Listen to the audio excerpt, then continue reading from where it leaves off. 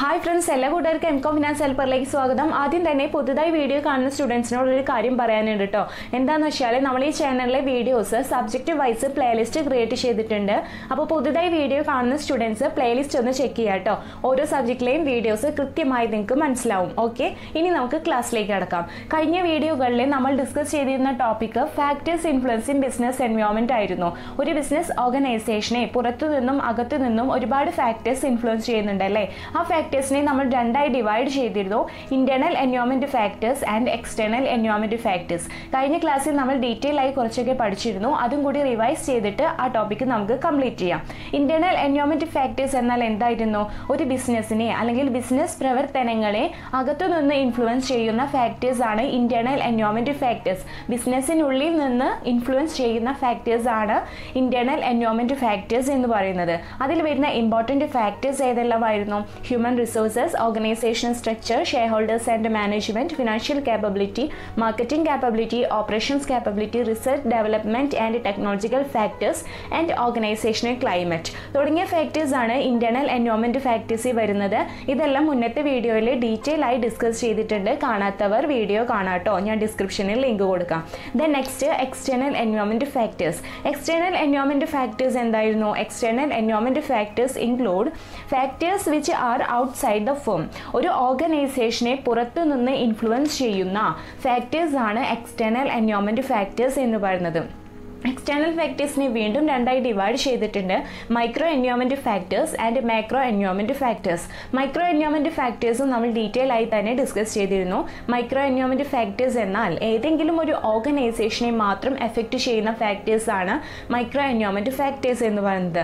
ആ ഫാക്ടേഴ്സിൽ ഉണ്ടാക്കുന്ന മാറ്റങ്ങൾ, ചേഞ്ചസ് എല്ലാ ഓർഗനൈസേഷനെയും ഒരേ തോതിൽ എഫക്റ്റ് ചെയ്യണമെന്നില്ല. മൈക്രോ എൻവയോൺമെന്റ് ഫാക്ടേഴ്സ് ആണ് suppliers, customers, competitors, marketing intermediates, public എന്നിവരൊക്കെ. ഇന്ന് നമ്മൾ നോക്കാൻ പോകുന്നത് മൈക്രോ എൻവയോൺമെന്റ് ഫാക്ടേഴ്സ് ആണ്. ഇതോടുകൂടി ഫാക്ടേഴ്സ് ഇൻഫ്ലുവൻസിങ് ബിസിനസ് എൻവയോൺമെന്റ് എന്ന ടോപ്പിക്ക് കംപ്ലീറ്റ് ആവും. ഓക്കെ, അപ്പോൾ നമുക്ക് നെക്സ്റ്റ് ടോപ്പിക്ക് നോക്കാം, macro environment factors. Macro environment factors എന്നാൽ ഈ ഫാക്ടേഴ്സിൽ ഉണ്ടാകുന്ന മാറ്റങ്ങൾ, ചേഞ്ചസ് എല്ലാ ഓർഗനൈസേഷനെയും ഒരേപോലെ എഫക്ട് ചെയ്യും. അത്തരം ഫാക്ടേഴ്സ് ആണ് മാക്രോ എൻവയോൺമെന്റ് ഫാക്ടേഴ്സ് എന്ന് പറയുന്നത്. മൈക്രോ എൻവയോൺമെന്റ് ഫാക്ടേഴ്സ് എന്തായിരുന്നു? ഒരു ഓർഗനൈസേഷനെ മാത്രമായിരിക്കും ആ ഫാക്ടേഴ്സ് ഇൻഫ്ലുവൻസ് ചെയ്യുന്നത്. എന്നാൽ മൈക്രോ എൻവയോൺമെന്റ് ഫാക്ടേഴ്സോ എല്ലാ ഓർഗനൈസേഷനെയും ഒരേപോലെ ഇൻഫ്ലുവൻസ് ചെയ്യുന്ന ഫാക്ടേഴ്സ് ആണ്. ഇനി മാക്രോ എൻവയോൺമെന്റ് ഫാക്ടേഴ്സിൽ ഏതെല്ലാം ഫാക്ടേഴ്സ് ആണ് ഉൾക്കൊണ്ടിട്ടുള്ളത് എന്ന് നോക്കാം. Economic environment, political environment, legal environment, socio cultural environment, demographic environment, natural environment, physical and technological environment, global and international environment. First one, economic environment. Economic environment refers to all the factors which have an economic impact, either negative or positive, on business organization. Business organizationലെ നെഗറ്റീവായും പോസിറ്റീവായും influence ചെയ്യുന്ന സാമ്പത്തിക ഘടകങ്ങളാണ്, economic factors ആണ് economic എൻവയോൺമെന്റിൽ ഉൾപ്പെടുന്നത്. ഒരു ബിസിനസ് ഓർഗനൈസേഷനും അതിന്റെ എക്കണോമിക് എൻവയോൺമെന്റും തമ്മിൽ ഒരു ക്ലോസ് റിലേഷൻഷിപ്പ് തന്നെയുണ്ട്. Economic environment refers to the nature and direction of the economy within which business organization are to function. ഒരു ബിസിനസ് പ്രവർത്തിക്കേണ്ട എക്കണോമിയുടെ, സമ്പദ് വ്യവസ്ഥയുടെ നേച്ചറും ഡയറക്ഷനുമാണ് ബിസിനസ് എൻവയോൺമെന്റ് എന്നതുകൊണ്ട് ഉദ്ദേശിക്കുന്നത്. കുറച്ചുകൂടി സിമ്പിളായി പറഞ്ഞാൽ എക്കണോമി എന്നാൽ എന്തായിരുന്നു? ഒരു പ്രദേശത്തെ അല്ലെങ്കിൽ ഒരു രാജ്യത്തെ പ്രൊഡക്ട്സിൻ്റെയോ സർവീസസിൻ്റെയോ production, consumption, exchange or trade ആക്ടിവിറ്റീസിനെയാണ് എക്കണോമി എന്നതുകൊണ്ട് ഉദ്ദേശിക്കുന്നത്. അപ്പോൾ അത്തരം ആക്ടിവിറ്റീസുമായി ബന്ധപ്പെട്ടു വരുന്ന അല്ലെങ്കിൽ അവയെ ഇൻഫ്ലുവൻസ് ചെയ്യുന്ന എല്ലാ ഫാക്ടേഴ്സിനെയും എക്കണോമിക് എൻവയോൺമെന്റിൽ ഉൾപ്പെടുത്താനാകും. അതായത് ഓർഗനൈസേഷൻ പ്രൊഡക്ഷനെയും കൺസ്യൂമേഴ്സിന്റെ ഡിസിഷൻ മേക്കിങ്ങിനെയും എഫക്റ്റ് ചെയ്യുന്ന എല്ലാ ഫാക്ടേഴ്സും എക്കണോമിക് എൻവയോൺമെന്റിൽ ഉൾപ്പെടുത്താം. ഇനി എക്കണോമിക് എൻവയോൺമെന്റിലെ ഏതൊക്കെ തരത്തിലുള്ള ഫാക്ടേഴ്സ് ഉണ്ടെന്ന് നോക്കാം. First one economic condition, then second one economic policies and third one economic systems. First one economic condition. The economic condition of A country such as the nature of the economy, the stage of development of the economy, economic resources, the level of income, the distribution of income and assets, etcetera are the important determinants of business strategies. നമുക്കറിയാം business strategies determine ചെയ്യുമ്പോൾ ഉറപ്പായും influencing ഫാക്ടേഴ്സിനെ consider ചെയ്യാറുണ്ട് അല്ലേ. ഇത്തരത്തിൽ economic growth പോലെ പല economic ഫാക്ടേഴ്സും consider ചെയ്യുമ്പോൾ അതിൽ വരുന്നതാണ് എക്കണോമിക് കണ്ടീഷനും. എക്കണോമിക് കണ്ടീഷൻ എന്നാലേ ഓരോ രാജ്യത്തിനും ഡിഫറെൻറ്റ് എക്കണോമിക് കണ്ടീഷൻ ആയിരിക്കും ഉണ്ടാവുക. ഒരു രാജ്യത്തെ എക്കണോമിക് കണ്ടീഷൻ എന്ന് വെച്ചാൽ ആ രാജ്യത്തെ എക്കണോമിയുടെ സ്വഭാവം, nature of the economy, the stage of development of the economy, economic resources, the level of income, the distribution of income and assets തുടങ്ങിയ ഫാക്ടേഴ്സ് എല്ലാം ഉൾക്കൊണ്ടിട്ടുള്ളതാണ്. ഇനി എക്കണോമിക് എൻവയോൺമെൻറ്റ് ഫാക്ടേഴ്സ് ബിസിനസ്സിനെ എങ്ങനെയാണ് എഫക്റ്റ് ചെയ്യുന്നതെന്ന് നമുക്കൊരു എക്സാമ്പിളിലൂടെ നോക്കാം. എക്സാമ്പിളായിട്ട് നമുക്ക് ലെവൽ ഓഫ് ഇൻകം എടുക്കാം. ലെവൽ ഓഫ് ഇൻകം എന്താണ്? എക്കണോമിക് എൻവയോൺമെൻറ്റിലെ ഒരു എക്സാമ്പിൾ ആണല്ലേ, ഒരു ഫാക്ടറാണ് എന്ത് ലെവൽ ഓഫ് ഇൻകം എന്ന് പറയുന്നത്. ബിസിനസ് സ്ട്രാറ്റജീസ് ഡിറ്റർമിൻ ചെയ്യുമ്പോൾ ലെവൽ ഓഫ് ഇൻകം കൂടി കൺസിഡർ ചെയ്യാറുണ്ട്. ബിസിനസ് മാനേജേഴ്സ് കൺസ്യൂമേഴ്സിൻ്റെ ലെവൽ ഓഫ് ഇൻകം കൃത്യമായി മനസ്സിലാക്കിയിരിക്കണം. എന്നിട്ട് അതിലുണ്ടാകുന്ന ചേഞ്ചസ്, ലെവൽ ഓഫ് ഇൻകത്തിൽ ഉണ്ടാകുന്ന ചേഞ്ചസിനനുസരിച്ചിട്ട് ബിസിനസ്സിലും അനുയോജ്യമായ മാറ്റങ്ങൾ കൊണ്ടുവരണം. നോക്കുക, ഇപ്പോഴത്തെ ഈ ഒരു കാലഘട്ടത്തിലെ ഓരോ ഫാമിലിയിലും ഒന്നിലധികം പേർക്ക് ജോലിയുണ്ട് അല്ലേ, ഒന്നിലധികം പേർക്ക് വരുമാനം ലഭിക്കുന്നുണ്ട്. പ്രത്യേകിച്ചും സിറ്റികളിൽ താമസിക്കുന്നവർക്ക് ഇങ്ങനെ വരുമാനം കൂടുമ്പോൾ എന്താ ഉണ്ടാവുക? ഓട്ടോമാറ്റിക്കലി അവരുടെ ആവശ്യങ്ങളും കൂടി വരും. ലക്ഷറി ഐറ്റംസും മറ്റു ആഡംബര സാധനങ്ങൾക്കുമൊക്കെ ഡിമാൻഡ് കൂടുകയും ചെയ്യും. ഇത് ബിസിനസ്സിന് ഭയങ്കര ലാഭമാണല്ലേ. അവർ എന്താ ചെയ്യുക? അത്തരം കൺസ്യൂമേഴ്സിനെ ഫോക്കസ് ചെയ്തുകൊണ്ട് അത്തരം പ്രോഡക്ട്സ് കൂടുതലായി മാർക്കറ്റിൽ ഇറക്കാൻ തുടങ്ങും. ഇത് ബിസിനസ്സിനെ പ്രോഫിറ്റ് ഇൻക്രീസ് ചെയ്യാൻ ഒരുപാട് സഹായിക്കും.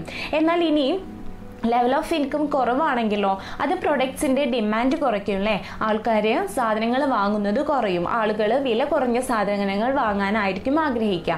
അപ്പോൾ ബിസിനസ് എന്ത് ചെയ്യണം? അത്തരം കൺസ്യൂമേഴ്സിനെയും കൺസിഡർ ചെയ്യാൻ ശ്രമിക്കണം. അവരുടെ വരുമാനത്തിനനുസരിച്ച് അവരുടെ ആവശ്യങ്ങൾ മനസ്സിലാക്കിക്കൊണ്ട് കുറഞ്ഞ വിലയുള്ള ന്യൂ പ്രൊഡക്ട്സ് കണ്ടുപിടിച്ച് മാർക്കറ്റിൽ ഇറക്കാൻ ശ്രമിക്കണം. അത്തരം ബിസിനസ് മാത്രമേ മാർക്കറ്റിൽ സക്സസ്സോടെ നിൽക്കുകയുള്ളൂ. ആ ബിസിനസ്സിന് മാത്രമേ സക്സസ് ഉണ്ടാവുള്ളൂ. അപ്പോൾ നമ്മൾ ലെവൽ ഓഫ് ഇൻകം കൃത്യമായി മനസ്സിലാക്കി അതനുസരിച്ച് എവിടെ മാറ്റങ്ങൾ വരുത്തണം? ബിസിനസ്സിൽ മാറ്റങ്ങൾ വരുത്തണം. അപ്പോൾ ലെവൽ ഓഫ് ഇൻകം എങ്ങനെയാണ് ഇൻഫ്ലുവൻസ് ചെയ്യുന്നതെന്ന് മനസ്സിലായില്ലേ. ഇതുപോലെ എല്ലാ ഫാക്ടേഴ്സും നിങ്ങൾക്ക് കഴിയുന്ന അത്ര ഫാക്ടേഴ്സ് എങ്ങനെയാണ് ബിസിനസ്സിനെ എഫക്റ്റ് ചെയ്യുന്നതെന്ന് ജസ്റ്റ് മനസ്സിലാക്കി വെക്കുക. കാരണം ഒരു ക്വസ്റ്റ്യൻ പ്രതീക്ഷിക്കാവുന്നതാണ് മെയിൻ എക്സാമിന്. ഈ ഫാക്ടേഴ്സ് എല്ലാം എക്കണോമിക് എൻവയോൺമെൻറ്റ് ആയാലും പൊളിറ്റിക്കൽ എൻവയോൺമെൻറ്റ് ആയാലും ഏത് എൻവയോൺമെൻറ്റ് ആയാലും അത് എങ്ങനെയാണ് ബിസിനസ്സിനെ എഫക്റ്റ് ചെയ്യുന്നത് ഒരു എക്സാമ്പിളിലൂടെ പറയുക. അങ്ങനെ ഒരു ക്വസ്റ്റ്യൻ പ്രതീക്ഷിക്കാവുന്നതാണ്. അപ്പോൾ ജസ്റ്റ് ഒരു എക്സാമ്പിൾ വെച്ചിട്ട് ഈ ഒരു ടോപ്പിക്ക് പഠിക്കാം കേട്ടോ.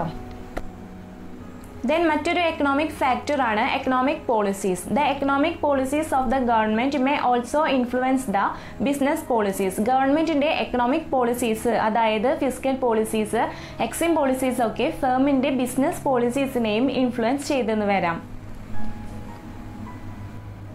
നമുക്കറിയാം ഗവൺമെൻറ് ഒരുപാട് പോളിസീസ് നടപ്പിലാക്കുന്നുണ്ടല്ലേ.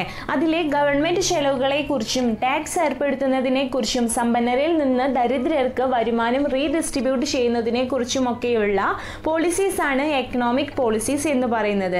ഇത്തരം പോളിസികൾ നടപ്പിലാക്കുമ്പോൾ അത് എല്ലാ ബിസിനസ്സുകാരെയും നെഗറ്റീവായോ പോസിറ്റീവായോ എഫക്റ്റ് ചെയ്യാം. അതുകൊണ്ട് തന്നെ ചില ബിസിനസ്സുകാർ അത്തരം പോളിസികളെ അനുകൂലിക്കുകയും മറ്റു ചില ബിസിനസ്സുകാർ അത് അനുകൂലിക്കാതിരിക്കുകയും ചെയ്യാറുണ്ട്. ഗവൺമെൻറ് നടപ്പിലാക്കുന്ന അത്തരം പോളിസികളാണ് ഇനി നമ്മൾ നോക്കാൻ പോകുന്നത്. First one, industrial policy. The industrial policy of the government covers all those principles, policies, rules, regulations and procedures which direct and control the industrial enterprises of the country and shape the pattern of industrial development. Industrial policy എന്നാൽ രാജ്യത്തിന്റെ industrial എന്റർപ്രൈസസിനെ നേരിട്ട് നിയന്ത്രിക്കാനും industrial ഡെവലപ്മെന്റിനു വേണ്ട മാതൃക രൂപകൽപ്പന ചെയ്യാനും വേണ്ടി government നടപ്പിലാക്കുന്ന വിവിധ പ്രിൻസിപ്പിൾസും പോളിസീസും റൂൾസും റെഗുലേഷൻസും പ്രൊസീജിയറും ഒക്കെയാണ് ഇൻഡസ്ട്രിയൽ പോളിസിയിൽ ഉൾപ്പെടുന്നത്. Then next one, fiscal policy. It includes government policy in respect of public expenditure, taxation and public ഡെപ്റ്റ്. ഫിസ്ക്കൽ പോളിസി എന്നാലേ പബ്ലിക് എക്സ്പെൻഡിച്ചർ, ടാക്സേഷൻ, പബ്ലിക് ഡെപ്റ്റ് എന്നിവയുമായി ബന്ധപ്പെട്ട ഗവൺമെന്റ് പോളിസികളാണ്. രാജ്യത്തെ എക്കണോമിയെ മാനേജ് ചെയ്യുന്നതിന് ഗവൺമെന്റ് ഉപയോഗിക്കുന്ന മാക്രോ എൻവയോൺമെന്റ് ടൂൾസിൽ ഒന്നാണ് ഫിസ്ക്കൽ പോളിസി, മറ്റൊന്നാണ് മോണിറ്ററി പോളിസി. ദെൻ നെക്സ്റ്റ് വരുന്നത് മോണിറ്ററി പോളിസിയാണ്. It includes all those activities and interventions that aim at smooth supply of credit to the business and a boost to trade and industry. ബിസിനസിന്റെ സുഗമമായ വായ്പാ വിതരണത്തിനും അതുപോലെ വ്യാപാരത്തിനും വ്യവസായത്തിനും ഉത്തേജനം നൽകാനും അതായത് ട്രേഡ് ആൻഡ് ഇൻഡസ്ട്രിയെ ബൂസ്റ്റ് ചെയ്യാനും വേണ്ടിയുള്ള എല്ലാ ഇടപാടുകളും പ്രവർത്തനങ്ങളും മോണിറ്ററി പോളിസിയിൽ ഉൾപ്പെടുന്നുണ്ട്. രണ്ട് വേരിയബിളിലൂടെയാണ് മോണിറ്ററി പോളിസിയിലെ എക്കണോമിക് ആക്ടിവിറ്റീസിനെ മാനേജ് ചെയ്യുന്നത്, ഇൻഫ്ലുവൻസ് ചെയ്യുന്നത്. First one money or credit supply and second one rate of interest. ഈ രണ്ട് വേരിയബിൾ ആണ് എക്കണോമിയെ മാനേജ് ചെയ്യാൻ മോണിറ്ററി പോളിസിയിൽ ഉപയോഗിക്കുന്നത്. ഒരു എക്കണോമിയിലെ പണവിതരണം, സപ്ലൈ ഓഫ് മണി എത്രയായിരിക്കണം, ഇൻട്രസ്റ്റ് റേഷ്യോ എത്രയായിരിക്കണം, പണത്തിൻ്റെ പ്രവർത്തനക്ഷമത വയബിലിറ്റി എത്രയായിരിക്കണം, ഇത്തരം ചോദ്യങ്ങളെല്ലാം മോണിറ്ററി പോളിസിയിൽ കൺസിഡർ ചെയ്യുന്നുണ്ട്. ദെൻ നമ്മുടെ ഇന്ത്യയിലെ മോണിറ്ററി പോളിസിയെ credit policy or RBI's money management policy എന്നൊക്കെ പറയാറുണ്ട്. മോണിറ്ററി പോളിസി നടപ്പിലാക്കുന്നത് സെൻട്രൽ ബാങ്കോ ഗവൺമെൻറ്റോ ആയിരിക്കും. അതുകൊണ്ടാണ് ഇങ്ങനെ ഒരു പേരിൽ കൂടി അറിയപ്പെടുന്നത്. Then next one foreign investment policy. This policy aim at regulating the inflow of foreign investment in various sectors four speeding up industrial development and take advantage of the modern technology. Foreign investment എന്നാൽ എന്താണ്? നമുക്കറിയാം നമ്മുടെ രാജ്യത്തെ പല കമ്പനികളും വിദേശ കമ്പനികളുമായി join ചെയ്ത് പ്രവർത്തിക്കുന്നുണ്ട് അല്ലേ. ഇത്തരത്തിൽ ഒരു കമ്പനിയോ അല്ലെങ്കിൽ മറ്റൊരു രാജ്യത്തെ വ്യക്തിയോ നേരിട്ട് ഒരു രാജ്യത്തെ ഉൽപ്പാദനത്തിലേക്കോ ബിസിനസ്സിലേക്കോ ഇൻവെസ്റ്റ് ചെയ്യുന്നതിനാണ് ഫോറിൻ ഇൻവെസ്റ്റ്മെൻറ്റ് എന്ന് പറയുന്നത്. ശരിയാണ്, ഫോറിൻ ഇൻവെസ്റ്റ്മെൻറ്റ് ഒരു രാജ്യത്ത് ഒരുപാട് ബെനിഫിറ്റ്സ് ഉണ്ടാക്കിയിട്ടുണ്ട്. വ്യവസായങ്ങളുടെ ഡെവലപ്മെൻറ്റിനും എംപ്ലോയ്മെൻറ്റ് ഓപ്പർച്യൂണിറ്റീസ് വർദ്ധിപ്പിക്കുന്നതിനും തുടങ്ങി ഒരുപാട് ബെനിഫിറ്റ്സ് തന്നിട്ടുണ്ട്. എന്നാൽ മറ്റു പല ദോഷങ്ങളും ഇതിനുണ്ട്. ഏറ്റവും വലിയ എടുത്തു പറയേണ്ട ഒരു ദോഷമാണ്, ഒരു കാര്യമാണ് hindrance to domestic investment. Domestic investment ആഭ്യന്തര നിക്ഷേപത്തെ തടസ്സപ്പെടുത്താൻ ഫോറിൻ ഇൻവെസ്റ്റ്മെൻറ്റ് കാരണമായിട്ടുണ്ട്. അതുകൊണ്ട് തന്നെ ഇത്തരം പ്രോബ്ലംസ് കുറയ്ക്കാനും വ്യാവസായിക വികസനം വേഗത്തിലാക്കുന്നതിനും വിവിധ മേഖലകളിലെ ഫോറിൻ ഇൻവെസ്റ്റ്മെൻറ്റ് ഇൻഫ്ലോ കൺട്രോൾ ചെയ്യുന്നതിനുമാണ് ഈ പോളിസി ലക്ഷ്യമിടുന്നത്. Then last one export import policy അഥവാ EXIM policy. It aims at increasing exports and bridge the gap between export and import. EXIM policy രാജ്യത്തെ കയറ്റുമതി വർദ്ധിപ്പിക്കാനും കയറ്റുമതിയും ഇറക്കുമതിയും തമ്മിലുള്ള അന്തരം കുറയ്ക്കുന്നതിനും വേണ്ടി കൊണ്ടുവന്നിട്ടുള്ളതാണ്. ഗവൺമെൻറ് ഇതുമായി ബന്ധപ്പെട്ട് ഒരുപാട് ഡ്യൂട്ടീസ് പ്രഖ്യാപിച്ചിട്ടുണ്ട്. ഇപ്പോൾ കൂടുതലായും ഫോക്കസ് ചെയ്യുന്നത് എക്സ്പോർട്ടിങ്ങിൻ്റെ ബാരിയേഴ്സും കൺട്രോളും ഒക്കെ നീക്കം ചെയ്യുന്നതിനും കസ്റ്റംസ് ഡ്യൂട്ടി കുറയ്ക്കുന്നതിനുമാണ് കൂടുതലായിട്ടും ഗവൺമെൻറ്റിൻ്റെ എക്സിം പോളിസികൾ ഫോക്കസ് ചെയ്യുന്നത്. ദെൻ മറ്റൊരു എക്കണോമിക് ഫാക്ടറാണ് എക്കണോമിക് സിസ്റ്റം. ലോക സമ്പദ് വ്യവസ്ഥയെ നിയന്ത്രിക്കുന്നത് 3 തരം എക്കണോമിക് സിസ്റ്റംസ് ആണ്. ഏതൊക്കെയാണ്? Capitalist economy, socialist economy and mixed economy. നമ്മുടെ ഇന്ത്യയിലെ എക്കണോമിക് സിസ്റ്റം ഏതാണ്? മിക്സഡ് എക്കണോമി ആണല്ലേ. മിക്സഡ് എക്കണോമിക് സിസ്റ്റം ആണ് ഇന്ത്യ സ്വീകരിച്ചിട്ടുള്ളത്. നമ്മൾ ഇതുവരെ നോക്കിയത് എക്കണോമിക് എൻവയോൺമെന്റ് ആണ്. ഇനി നമ്മൾ നോക്കാൻ പോകുന്നത് പൊളിറ്റിക്കൽ എൻവയോൺമെന്റ്. പൊളിറ്റിക്കൽ എൻവയോൺമെന്റും ബിസിനസ്സിൽ വലിയ സ്വാധീനം തന്നെ ചെലുത്തുന്നുണ്ട്. The political environment includes factors like features and policies of political parties, the nature of the constitution and government system. ഏതൊക്കെ തരത്തിലുള്ള ഫാക്ടേഴ്സ് ആണ് പൊളിറ്റിക്കൽ എൻവയോൺമെന്റിൽ ഉൾപ്പെട്ടിട്ടുള്ളത്?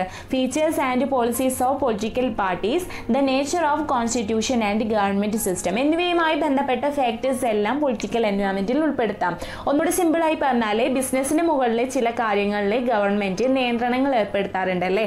അതുപോലെ തന്നെ ഗവൺമെന്റ് മാറുക, അങ്ങനെയുള്ള കാര്യങ്ങളെല്ലാം പൊളിറ്റിക്കൽ എൻവയോൺമെന്റിൽ ഉൾപ്പെടുത്താനാകും. അതുപോലെ തന്നെ ഓരോ ബിസിനസ്സുകാരനും പൊളിറ്റിക്കൽ എൻവയോൺമെന്റിനെ കുറിച്ച് കൃത്യമായി മനസ്സിലാക്കിയിരിക്കണം. പൊളിറ്റിക്കൽ എൻവയോൺമെന്റിൽ ഉണ്ടാകുന്ന മാറ്റങ്ങൾക്കനുസരിച്ച് ബിസിനസ്സിലും മാറ്റങ്ങൾ കൊണ്ടുവരണം. പൊളിറ്റിക്കൽ എൻവയോൺമെന്റ് ഫാക്ടേഴ്സ് എങ്ങനെയാണ് ബിസിനസ്സിനെ എഫക്റ്റ് ചെയ്യുന്നതെന്ന് നമുക്കൊരു എക്സാമ്പിളിലൂടെ നോക്കാം. പൊളിറ്റിക്കൽ എൻവയോൺമെന്റിലെ ഒരു ഫാക്ടറാണ് പൊളിറ്റിക്കൽ സ്റ്റെബിലിറ്റി. ഒരു സ്റ്റേബിളായ സ്ഥിരതയുള്ള രാഷ്ട്രീയം ഉണ്ടെങ്കിൽ മാത്രമേ അവിടുത്തെ എന്തു കാര്യവും നല്ല രീതിയിൽ നടക്കുകയുള്ളൂ. സ്റ്റേബിൾ അല്ലെങ്കിൽ അത് ബിസിനസ്സിനെയും ദോഷകരമായി തന്നെ ബാധിക്കും. നോക്കുക, ഒരു ഗവൺമെന്റ് മാറുമ്പോൾ ഒരു പൊളിറ്റിക്കൽ ഇൻസ്റ്റെബിലിറ്റി ഉള്ള രാജ്യമാണെങ്കിൽ അവിടെ എന്താണ് ഗവൺമെൻറ് എപ്പോഴും മാറിക്കൊണ്ടിരിക്കും. അങ്ങനെ ഗവൺമെൻറ് മാറുമ്പോൾ ബിസിനസ് പോളിസികളിലും മാറ്റങ്ങൾ വരുത്തണം. ബിസിനസ് പോളിസികളിലും ബിസിനസ് ടാക്സേഷനിലും റെഗുലേഷനിലും ഒക്കെ മാറ്റങ്ങൾ കൊണ്ടുവരേണ്ടി വരും. ഇത് ബിസിനസ്സിന് അത്ര നല്ലതല്ല, അതുകൊണ്ട് തന്നെ ബിസിനസ്സിന് അത് ദോഷകരമായി ബാധിക്കും. ഇനി അത് മാത്രമല്ല, നമ്മൾ ഫോറിൻ ഇൻവെസ്റ്റ്മെൻറ്റ് പോളിസി പറഞ്ഞിരുന്നു അല്ലേ, എക്കണോമിക് ഡെവലപ്മെൻറ്റിന് ഫോറിൻ ഇൻവെസ്റ്റ്മെൻറ്റ് ഒരുപാട് സഹായിക്കുന്നുണ്ടെന്ന്. ഇനി സ്റ്റേബിൾ അല്ലാത്ത ഒരു പൊളിറ്റിക്കൽ എൻവയോൺമെന്റ് ആണെങ്കിൽ ആ രാജ്യത്ത് ഇൻവെസ്റ്റ്മെന്റ് നടത്തണോ വേണ്ടയോ എന്ന് ഇൻവെസ്റ്റേഴ്സ് ഒന്നുകൂടി ആലോചിക്കും. കാരണം എന്താണെന്ന് വെച്ചാൽ ഇൻവെസ്റ്റേഴ്സ് റിസ്ക് ഇഷ്ടപ്പെടുന്നവരല്ല. ഇങ്ങനെ പൊളിറ്റിക്കൽ ഇൻസ്റ്റെബിലിറ്റി ഉള്ള ഒരു രാജ്യമാണെങ്കിൽ അവിടെ റിസ്ക് കൂടുതലാണ്, എപ്പോൾ വേണമെങ്കിലും മാറ്റങ്ങൾ വരാം, അവിടെ റിസ്ക് കൂടുതലാണ്. അതുകൊണ്ട് തന്നെ പൊളിറ്റിക്കൽ ഇൻസ്റ്റെബിലിറ്റി ഇൻവെസ്റ്റേഴ്സിനെയും പിന്നോട്ട് വലിക്കുന്നു. അത് എന്തിനു കാരണമാകുന്നു? ഇൻഡസ്ട്രിയൽ ഡെവലപ്മെൻറ്റിനെയും ദോഷകരമായി ബാധിക്കുന്നു.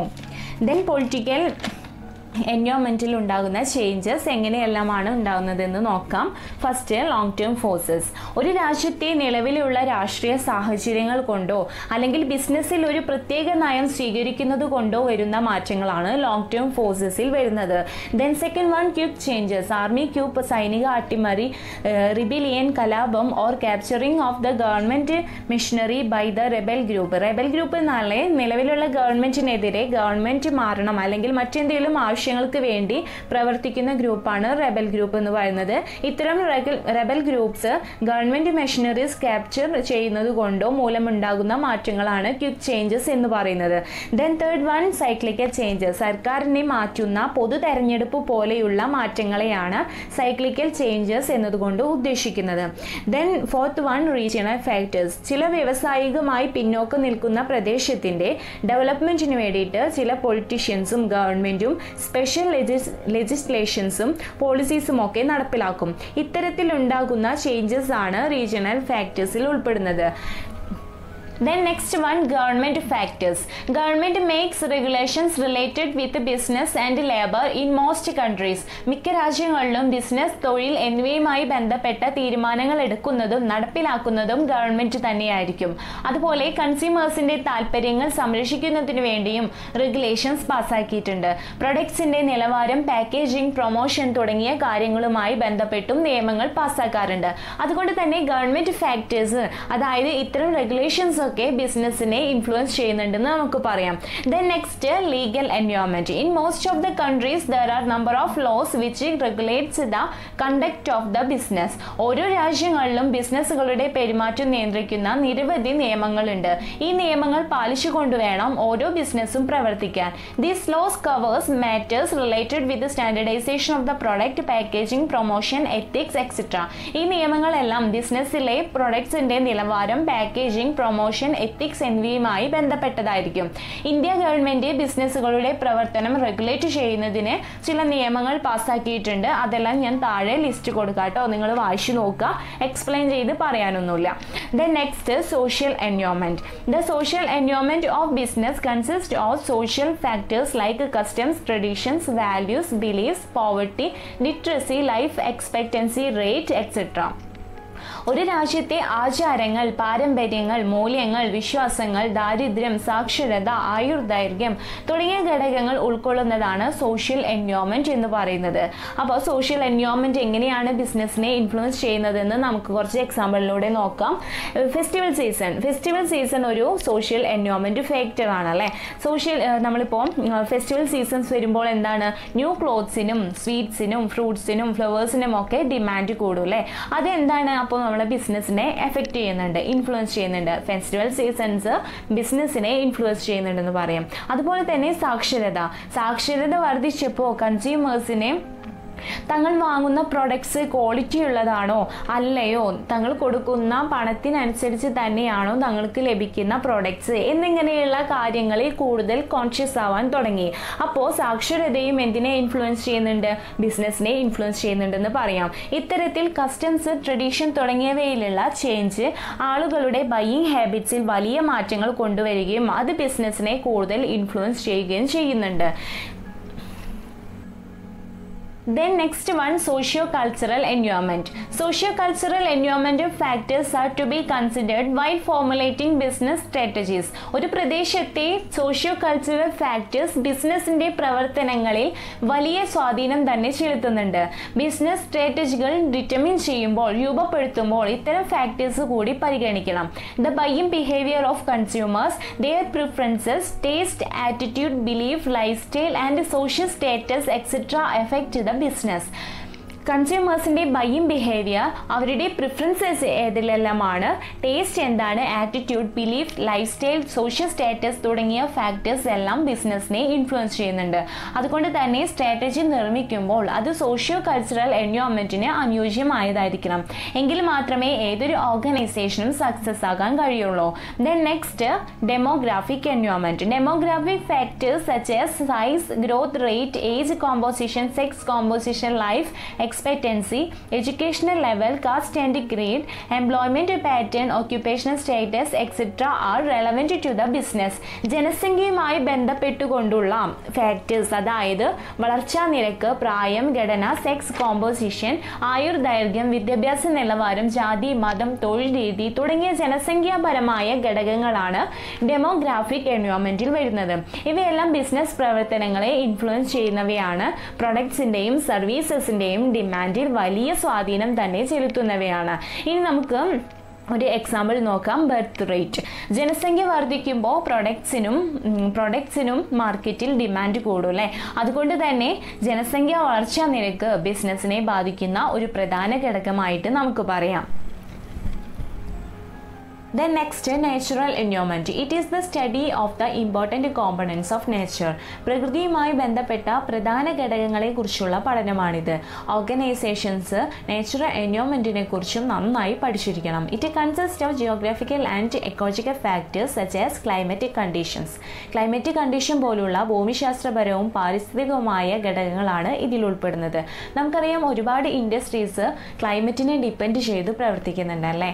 ഫാമിങ്, ടൂറിസം തുടങ്ങിയ മേഖലയൊക്കെ ക്ലൈമറ്റിനെ ഡിപ്പെൻഡ് ചെയ്തുകൊണ്ട് പ്രവർത്തിക്കുന്നവയാണ്. അപ്പോൾ അതുപോലെ തന്നെ നമ്മളൊരു ബിസിനസ് സ്റ്റാർട്ട് ചെയ്യണമെങ്കിൽ ആ ഒരു പ്രദേശത്തെ, നമ്മൾ ബിസിനസ് സ്റ്റാർട്ട് ചെയ്യാൻ പോകുന്ന പ്രദേശത്തെ കാലാവസ്ഥയും പോർട്ട് ഫെസിലിറ്റീസും ലൊക്കേഷൻ ആക്സസും ഒക്കെ നമ്മൾ അന്വേഷിക്കാറുണ്ട്. അപ്പോൾ ഇത്തരത്തിലുള്ള ഫാക്ടേഴ്സിനെ കുറിച്ച് പഠിച്ചു കഴിഞ്ഞിട്ടാണ് അതിന് അനുയോജ്യമായ രീതിയിലായിരിക്കും നമ്മൾ ബിസിനസ് സ്ഥാപിക്കുക. ഇനി ഓൾറെഡി സ്റ്റാർട്ട് ചെയ്ത ബിസിനസ് ആണെങ്കിലോ ഇത്തരം നാച്ചുറൽ ഫാക്ടേഴ്സിലെ എന്തെങ്കിലും ചേഞ്ചസ് ഉണ്ടാവുകയാണെങ്കിൽ ബിസിനസ്സിലും അതിനനുസരിച്ച് മാറ്റങ്ങൾ വരുത്തിക്കൊണ്ട് പ്രവർത്തിക്കും. അപ്പോൾ ഇതാണ് നാച്ചുറൽ എൻവയോൺമെൻറ്റിൽ വരുന്നത്. നാച്ചുറൽ എൻവയോൺമെൻറ്റ് എന്ന് പറഞ്ഞിട്ടുണ്ടെങ്കിൽ എന്താണ്? പ്രകൃതിയുമായി ബന്ധപ്പെട്ടുകൊണ്ട് ബിസിനസ് എൻവയോൺമെൻറ്റിനെ എഫക്റ്റ് ചെയ്യുന്ന ഫാക്ടേഴ്സാണ് നാച്ചുറൽ എൻവയോൺമെൻറ്റ് എന്ന് പറയുന്നത്. Next one, technological environment. Technological environment include the methods, techniques and approaches adopted for production of goods and services and its distribution. ഗുഡ്സിൻ്റെയും സർവീസസിൻ്റെയും എല്ലാം പ്രൊഡക്ഷനുമായും ഡിസ്ട്രിബ്യൂഷന് വേണ്ടിയും ഉപയോഗിക്കുന്ന മെത്തേഡ്സും ടെക്നിക്സും അപ്രോച്ചസും ഒക്കെയാണ് ടെക്നോളജിക്കൽ എൻവയോൺമെൻറ്റിൽ ഉൾപ്പെടുന്നത്. നമുക്കറിയാം, ഇപ്പോൾ technological changes day by day technologies മാറിക്കൊണ്ടിരിക്കുകയാണ് അല്ലേ. എപ്പോഴും ഒരേ ടെക്നിക്കും മെത്തേഡ്സും ഒക്കെ ഉപയോഗിച്ചു കൊണ്ടിരുന്നാലേ ബിസിനസ്സിന് സക്സസ് ആവാൻ കഴിയില്ല. കാലത്തിനനുസരിച്ച് ടെക്നോളജിക്കൽ ചേഞ്ചസ് ബിസിനസ്സിൽ കൊണ്ടുവരാൻ ശ്രദ്ധിക്കണം. നമുക്കറിയാം, മറ്റു ബിസിനസ് ഓർഗനൈസേഷനുമായി കോമ്പീറ്റ് ചെയ്യുന്നതിനുള്ള ഒരു പ്രധാന ടൂളാണ് ടെക്നോളജിക്കൽ ഫാക്ടേഴ്സ് എന്ന് പറയുന്നത്. കാലഹരണപ്പെട്ട ടെക്നിക്സ് ഉപയോഗിച്ചുകൊണ്ട് മറ്റു ബിസിനസ് ഓർഗനൈസേഷൻസിനെ മത്സരിക്കാൻ, അവരുമായി കോമ്പീറ്റ് ചെയ്യാൻ ആർക്ക് കഴിയില്ല? ഇത്തരം ഓർഗനൈസേഷൻസിന് കഴിയില്ല. അതുകൊണ്ട് ബിസിനസ്സിൻ്റെ മത്സരശേഷി വർദ്ധിപ്പിക്കുന്നതിന് ടെക്നോളജിക്കൽ ഡെവലപ്മെൻറ്റ് അത്യാവശ്യം തന്നെയാണ്. Then next one, labor environment. Labor environment is an important factor which affects the growth of business. ബിസിനസ്സിൻ്റെ വളർച്ചയെ ബാധിക്കുന്ന ഒരു പ്രധാനപ്പെട്ട ഒരു ഘടകമാണ് labour environment. A number of labour laws exist in different countries. പല രാജ്യങ്ങളിലും നിരവധി വ്യത്യസ്തമായ ലേബർ ലോസ് ഉണ്ട്. ലേബർ ലോ എന്ന് വെച്ചാൽ തൊഴിൽ, remuneration, working condition, trade unions തുടങ്ങിയ കാര്യങ്ങളുമായി ബന്ധപ്പെട്ടെടുക്കുന്ന നിയമവ്യവസ്ഥകളാണ്. The labour environment differ from country country to country or state to state. Labour laws ഓരോ രാജ്യത്തും വ്യത്യസ്തമായിരിക്കും. It depends upon the political situation, the nature of government, availability of skilled and unskilled labours, attitude of labours, view of the trade unions, behaviour pattern of labours and labour standards prevailing in that state or country.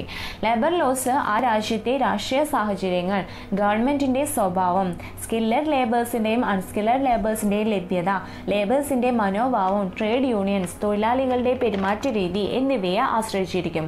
Labour laws prevailing in country has an important impact own business. ഈ labour laws ആ രാജ്യത്തെ ബിസിനസ്സിലെ ഒരു വലിയ സ്വാധീനം തന്നെ ചെലുത്തുന്നുണ്ട്.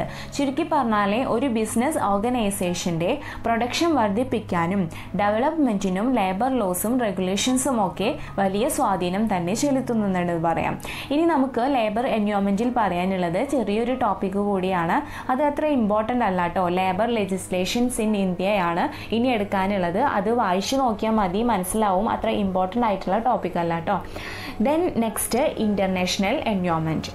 The global business environment can be defined as the environment in different sovereign countries with factors exogenous to the home environment of the organization. Global business എൻവയോൺമെൻറ്റിനെ നമുക്ക് വിവിധ സോവറിൻ കൺട്രീസിലെ എൻവയോൺമെൻറ്റ് എന്ന് കൂടി നിർവചിക്കാം. കാരണം എന്താണെന്ന് വെച്ചാൽ നമ്മളുടെ ബിസിനസ് എൻവയോൺമെൻറ്റിനെ ചില സമയങ്ങളിലെ മറ്റുള്ള രാജ്യങ്ങളിലെ എൻവയോൺമെൻറ്റ് ഫാക്ടേഴ്സ് ഇൻഫ്ലുവൻസ് ചെയ്യാറുണ്ട്. അപ്പോൾ അത്തരം ഫാക്ടേഴ്സിനെയാണ് ഇൻ്റർനാഷണൽ എൻവയോൺമെൻറ്റ് ഫാക്ടേഴ്സ് എന്ന് പറയുന്നത്. നമ്മളുടെ ഓർഗനൈസേഷൻ സ്ഥിതി ചെയ്യുന്ന പ്രവർത്തിക്കുന്ന എൻവയോൺമെൻറ്റ് അല്ലാതെ പുറത്തു നിന്ന് മറ്റു രാജ്യങ്ങളിൽ നിന്ന് പല ഫാക്ടേഴ്സും ഇൻഫ്ലുവൻസ് ചെയ്യാറുണ്ട്. അപ്പോൾ അത്തരം ഫാക്ടേഴ്സിനെയാണ് ഇൻ്റർനാഷണൽ എൻവയോൺമെൻറ്റ് എന്ന് പറയുന്നത്. This include the social, political, economic, regulatory, tax, cultural, legal and technological environment. ഇതിലെ social factors, political, economic, regulatory, tax, cultural, legal and technological factors എല്ലാം ഉൾപ്പെടുന്നുണ്ട്. ഇത്തരം ഗ്ലോബൽ ഫോഴ്സസിൽ ഉണ്ടാകുന്ന ചേഞ്ചസ് ലോകമെമ്പാടുമുള്ള ബിസിനസ്സിനെ ഒരേപോലെ ബാധിക്കുന്നതാണ്. ഇൻ്റർനാഷണൽ ബിസിനസ് എൻവയോൺമെൻറ്റിനെ കുറിച്ച് ഡീറ്റെയിൽ ആയി ഒരു ടോപ്പിക്ക് കൂടി നോക്കാനുണ്ട്, ഡയമെൻഷൻസും കൂടി എടുക്കാനുണ്ട്. അത് നമുക്ക് വേറൊരു ക്ലാസ്സിൽ എടുക്കാം കേട്ടോ. അപ്പോൾ നമുക്ക് കൂടുതലായിട്ട് ഇൻ്റർനാഷണൽ എൻവയോൺമെൻറ്റിനെ കുറിച്ച് ഡീറ്റെയിൽ ആയിട്ട് നോക്കാം. ഓക്കെ, അപ്പോൾ നമ്മളിന്ന് നോക്കിയത് ഫാക്ടേഴ്സ് ഇൻഫ്ലുവൻസിങ് ബിസിനസ് എൻവയോൺമെൻറ്റ് ആയിരുന്നു. അപ്പോൾ ഒരു കൺക്ലൂഷനായിട്ട് നമുക്ക് എന്ത് പറയാം?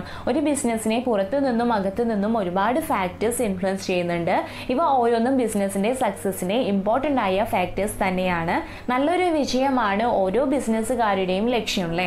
അതുകൊണ്ട് തന്നെ ഈ ഫാക്ടേഴ്സിനെ എല്ലാം കൺസിഡർ ചെയ്തുകൊണ്ടാവണം അവരുടെ പ്രവർത്തനങ്ങളും. എങ്കിൽ മാത്രമേ അവർക്ക് അവർ ആഗ്രഹിച്ച അത്ര സക്സസ്സിൽ എത്താൻ സാധിക്കുകയുള്ളൂ. സോ ഫ്രണ്ട്സ്, എല്ലാവർക്കും വീഡിയോ യൂസ്ഫുൾ ആയെന്ന് കരുതുന്നു. യൂസ്ഫുൾ ആയെങ്കിൽ ലൈക്ക് ചെയ്യുക, ഷെയർ ചെയ്യുക, കമൻറ്റ് ചെയ്യുക. Thank you.